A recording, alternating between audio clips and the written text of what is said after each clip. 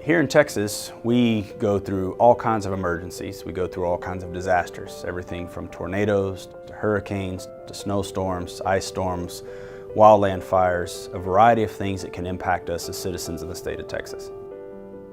The big question is, are you prepared? It is extremely important for families who have kids with disabilities or special health care needs to be prepared for a large-scale emergency, because we are the most vulnerable families. One of the most important things that you can do is reach out to your local fire department, EMS, law enforcement, local health department, emergency management divisions in the city and the county that you live in.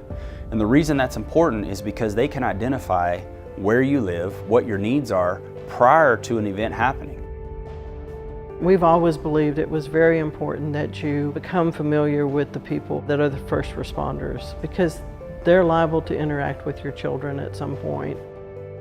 I would highly encourage you, if you've never had the opportunity to network or meet with your local fire department or local EMS, go spend some time at the station, invite them over to your house. You know, as a firefighter, if I had a resident in my district that we knew that they had special needs, we made it a point that we put it in the computer system. So when we got dispatched to that address, it prompted us that we had that information. So we knew going to that residence, we already had a plan in place of what we were going to do to be effective in managing that situation. So it may be helpful for each family to sit down and write down the different disasters that could happen. And maybe it's not a hurricane or a tornado. Maybe it's losing electricity. Maybe it's losing water. What do you need to have in case that happens? Having a go kit is important. It needs to be something that you can have to sustain at least 2 to 3 days with the family members that you have.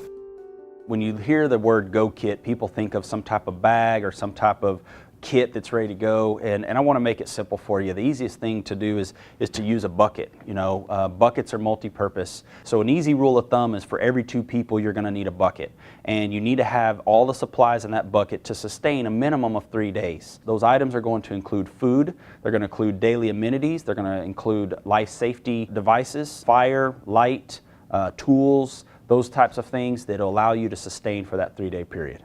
One of the most important things to have in your survival kit or your ready-go kit is documents. This is just a print off of the documents that are needed, and it's in a sheet protector. But driver's license is important to identify you.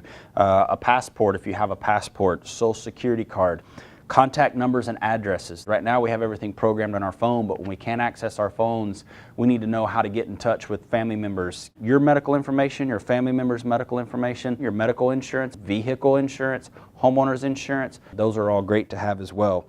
Now that we've got this information out there for you and you already kind of have an idea of what you need to have to be prepared, I highly encourage you to start having a plan, know what you want to do, take advantage of the warnings, take advantage of your resources, and be connected, and most importantly, be prepared.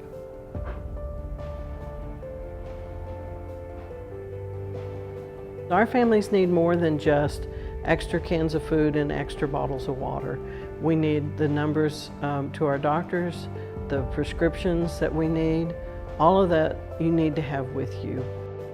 Have the things in place that you need to sustain battery power for a wheelchair or a home ventilator, that you've got good history of what the day-to-day life is for this family member, so when they are being managed by a shelter or the emergency management group or the fire department, they can better be prepared to help you out in these situations.